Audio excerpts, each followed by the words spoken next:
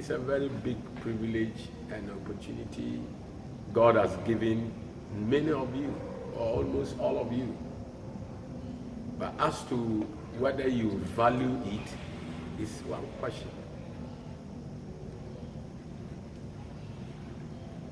Because it is only a burdened heart that can value what comes their way. When Jesus was walking about in the city of Jerusalem, working miracles, healing people, everybody heard. But only a few people had burdened hearts, such as Zacchaeus. He had a burdened heart. This man I've heard about. How does he look like? How does he do this miracle? Who is he at all? What is he trying to do? Zacchaeus was a very rich man, a very busy, enterprising man, but he had a burdened heart. And that burdened heart influenced and moved him towards a decision that I want to see how this man looks like. And that influence motivated and propelled him to make a decision that I want to see this man. But the crowd around the man is thousands of people, and I'm a short man. What do I do?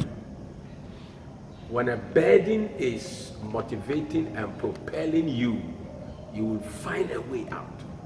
So what was the way he got? He said, okay, let me find out where will he be passing one of these days.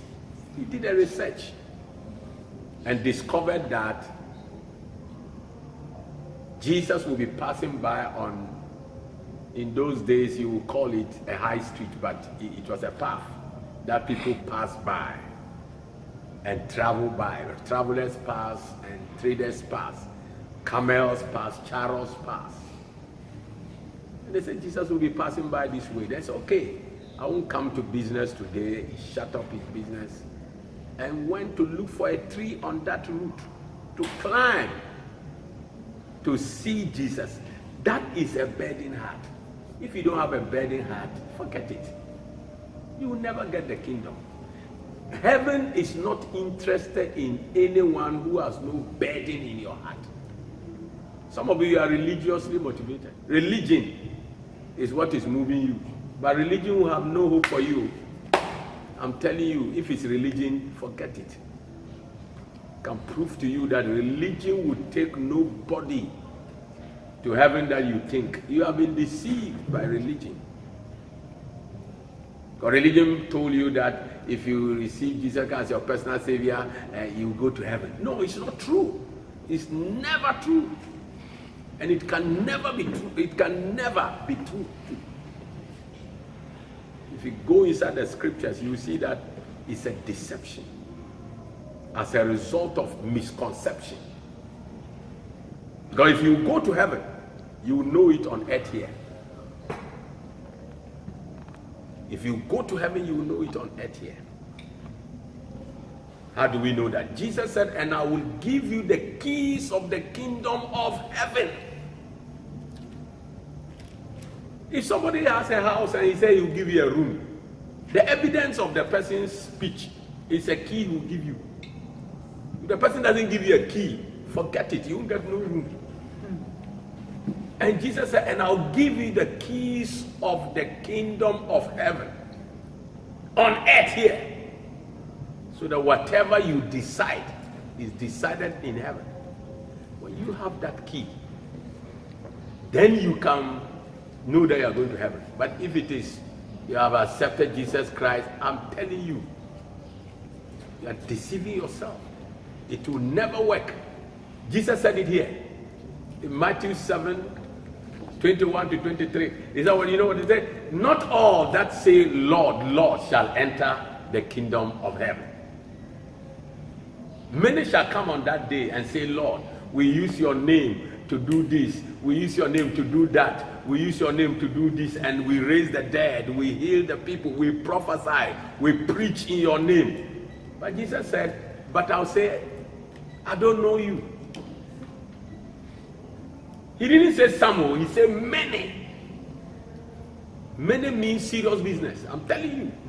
It is possible 99% of people who are religious followers, especially Christianity, Islam, Hindu, Baha'i, Krishna, they are all looking for heaven, working hard to go to heaven. But this is the only way you can go to heaven.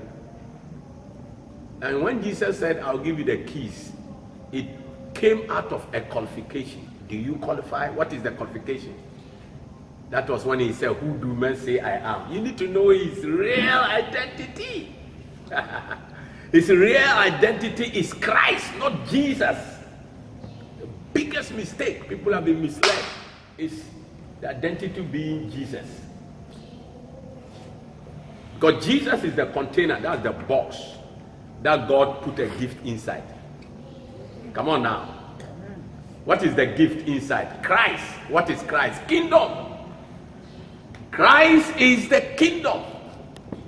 So if they gave you the gift inside a box and you collect the box and go and put it down and you don't open the box, forget it. Have you gotten the gift? And when you open the box, you go in for the gift. What is left for the box? What do you do with the box? Throw it away. And people have collected the box and they are dancing with the box, preaching the box, worshiping the box, marching and praising the box, singing about the box. And they have never opened to see what is inside.